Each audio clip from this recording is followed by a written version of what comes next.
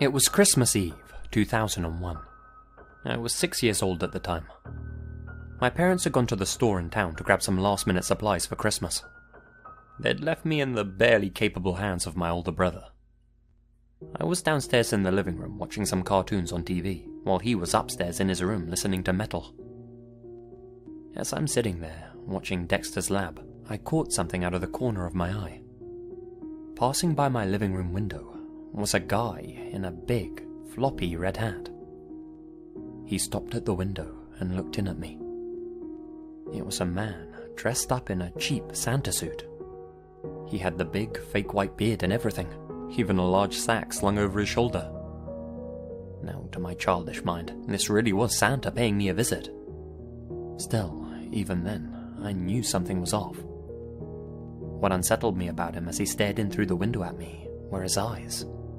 They looked sickly and yellow, with dark bags hanging under them. His cheeks were sunken, and he didn't exactly look like the holly jolly jelly belly Santa I imagined growing up. He looked in at me for an uncomfortably long amount of time, and I looked back. Rather than be filled with joy, I just felt uncomfortable, but being so young, I didn't exactly know how to react. Santa was a good guy, right? While looking in, he motioned towards our front door, as if to say, "Let me in." I got up off the couch and walked into the hallway. I unlocked the door, but didn't touch the screen door in front of it like my parents had taught me.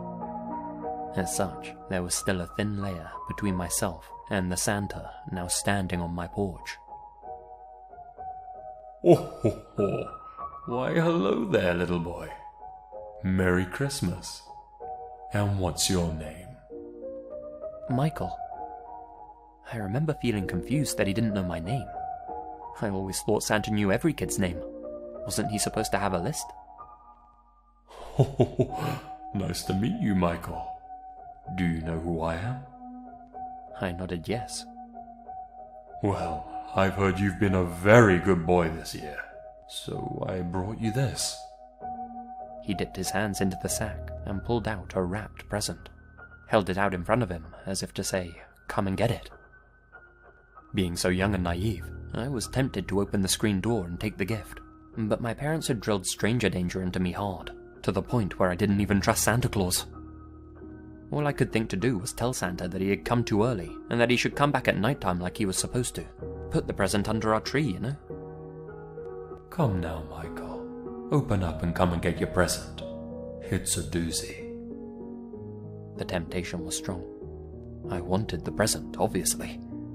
My imagination ran away with me, thinking about which new, cool toy it could be. But I needed permission. I shouted up to my brother, "Daniel, come down here real quick." I'll never forget how that Santa's eyes widened as I shouted that upstairs. Without hesitation, he turned and walked away. He hopped into a van outside our house that still had its engine running. All I could think was, where are the reindeer? Within moments of getting in, he drove off down the road, never to be seen again. Not by me, at least. My brother hadn't even heard me shouting because of the metal he was blasting. When my parents came back, I told them about the Santa that came to visit.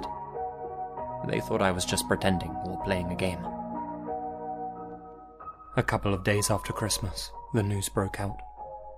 An 8-year-old boy in our town had disappeared from his house after his parents ran to the stores. They'd only left him alone for 10 minutes. They never found him. My folks believed my story after that, and never left me alone with my brother again.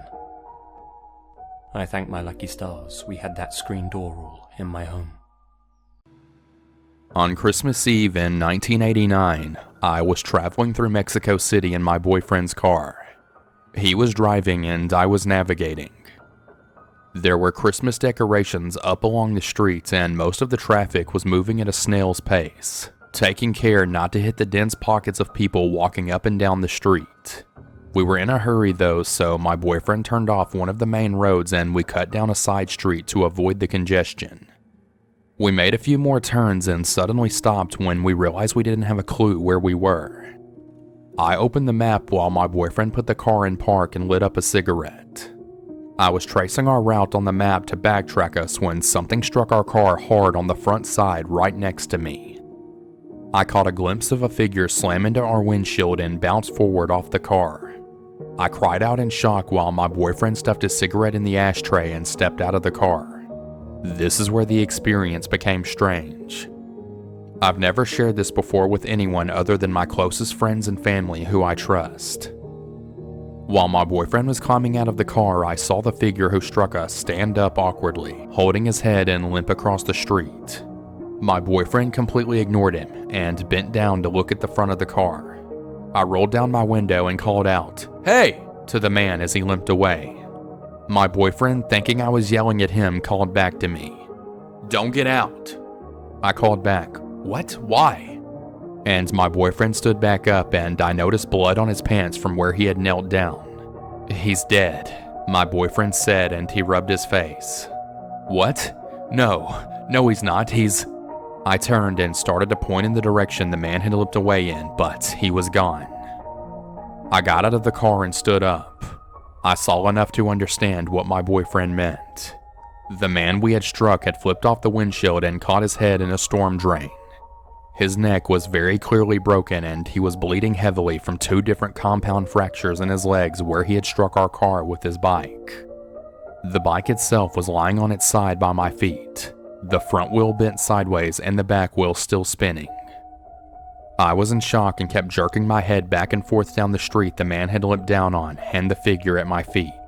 It didn't make sense. They were wearing the exact same clothes. "How many people did we hit?" I asked my boyfriend. He looked at me like I had hit my head. "Only one," he replied. Then he started waving his arms to flag down a police car. I sat down on the sidewalk and stared at the ground, feeling like I was going to be sick. I wasn't crazy. I hadn't seen a ghost because I had seen the shadow of the man cast on the stone wall behind him as he stood up and limped away. But there he was. The exact same man who had stood up right there on the ground in front of our car. The police blocked off the area, examined the bike and our cracked windshield, and determined the guy had been speeding down the hill on his bike and struck us without applying the brakes. They asked me what I saw, and the best that I could do was stammer that it happened so fast. I thought we had hit 2 people. We got a ride from a family member to my boyfriend's house, but I was still in such a state of shock that I couldn't even touch the dinner that had been prepared for us. People have since asked if the man who stood up was bloody or if I could see the whites of his eyes.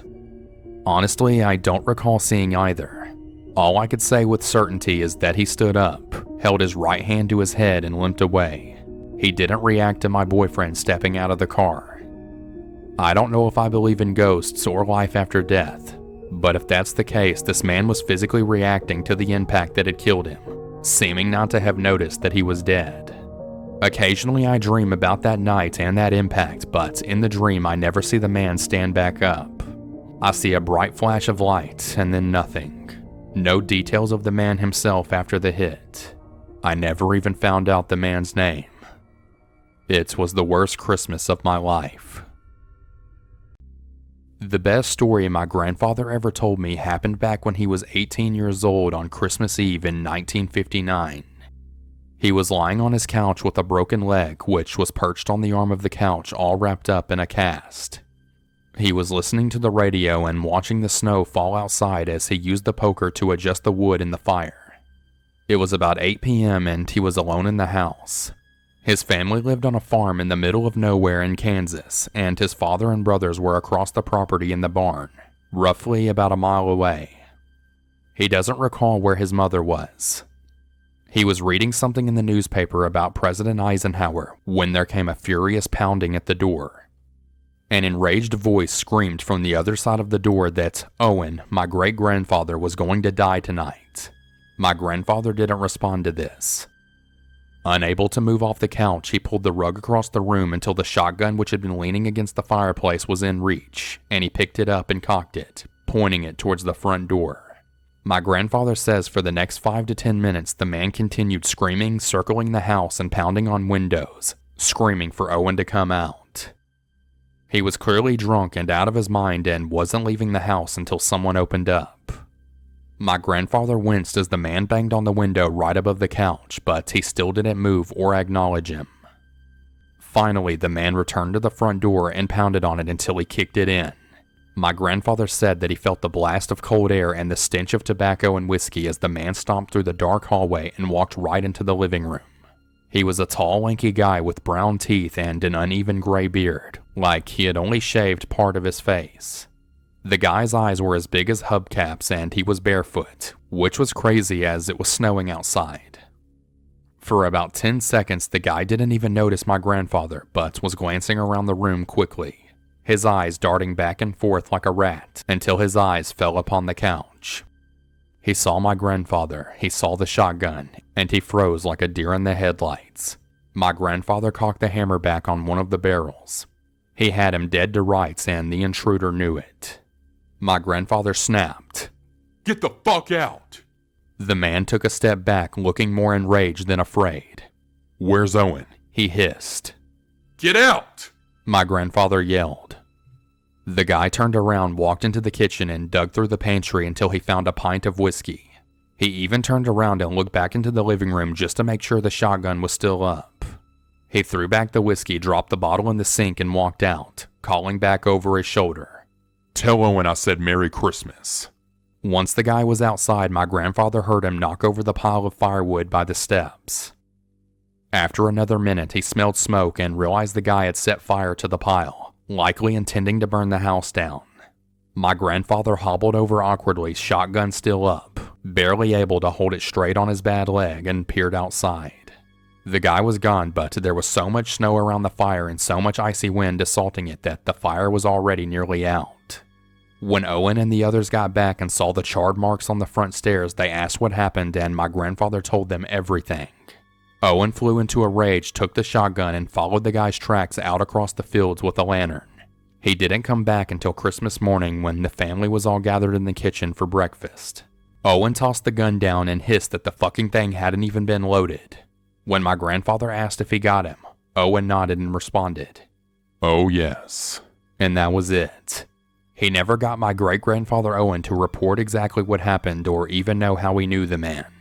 My grandfather said that he never saw the stranger ever again.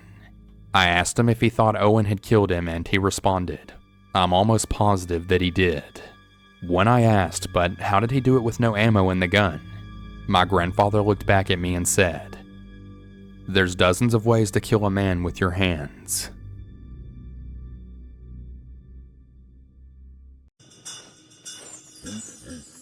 My wife and I don't live together. She had become abusive over the last few months, mostly towards our daughter. Our daughter is almost 18 months old and is my whole world. I am unemployed at the moment, but my mother had been helping me out a lot. Today at around 4 p.m. I took my daughter to the store. I usually do this around the time she wakes up from her nap. My daughter is a very active child and can't seem to sit still for more than 10 minutes without getting cranky. I usually let her walk with me, holding her hand and patiently walking at her pace. I usually get just a juice for her, but had to get some extra groceries that I was short on, flour, sugar, and some noodles. I also remembered we were low on milk and grabbed a gallon on our way back. With all that I was carrying, I wasn't able to hold her hand. I made sure to walk behind her, but that only makes her walk slowly.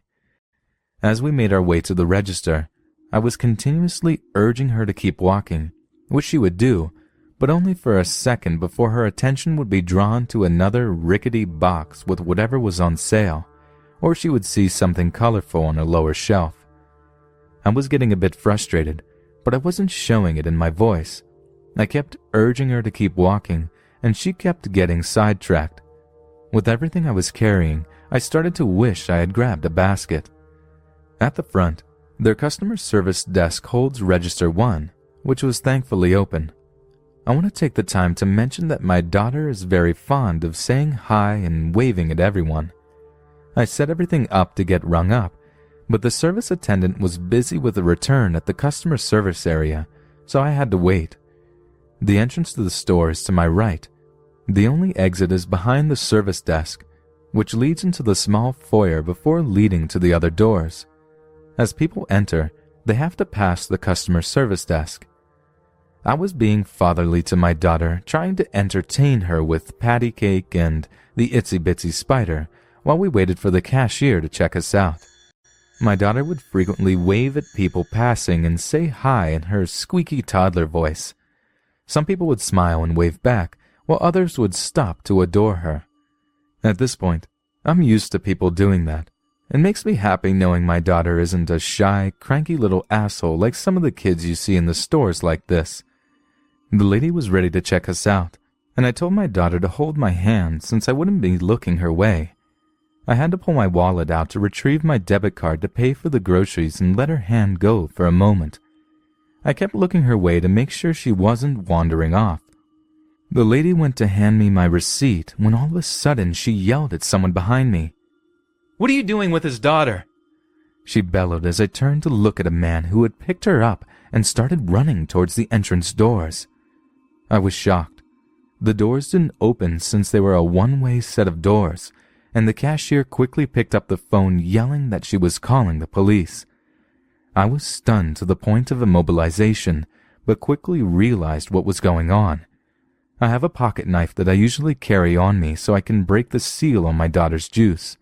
I quickly ran after the man as someone started to make their way through the entrance doors.